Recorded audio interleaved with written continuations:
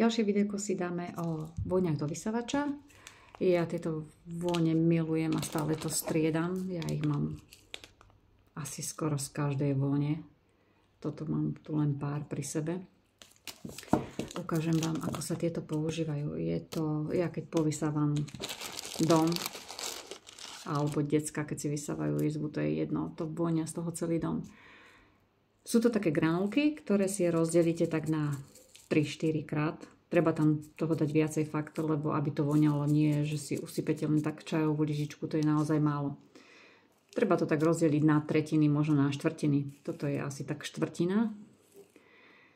Dám si to do takéhoto malého sáčku, ktorý kúpite normálne bežne v drogerii, alebo v Teddy, alebo v Pepku. Dajú sa kúpiť alebo na internete, na tých čínskych stránkach sú úplne za pár centov tie vrecka. A vložíte to do vysávača za ten filter, ktorý vyfukuje von vzduch. A tým, že to bude za tým filtrom, tak vám to všetko krásne rozvonia. Nedávajte to, je písané, že to stačí iba povysávať tej granule a vlastne v tom vysávači by to malo voňať. Ale tým, že sa ten vysávač zašpiní tým prachom a všetkým možným, tie granule to obalí a nie je to tá vôňa taká, aká by mala byť. Vôňa to málo a nevydrží to dlho.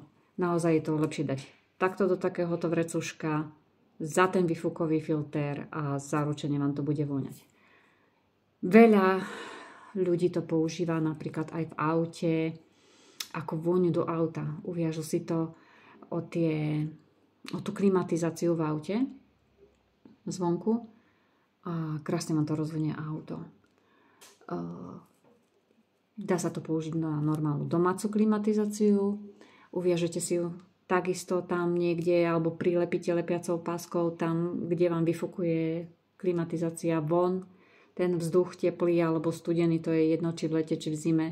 A takisto to rozvonia ten dom. Ja, ako som už spomínala v jednom videu, to mám napríklad na digestore. Ja mám priestorový digestor, takže na vrchu mi vyfukuje vzduch naspäť do kuchyne cez filtre. A ja nad tým filtrom to mám uviazané. A takisto keď varíme, teda manžel keď varí, tak vonia z toho celý dom. Naozaj sú fakt výborné, oplatí sa to, stojí to nejaké 4 € alebo 4,50 tuším, že, ale vydrží vám to.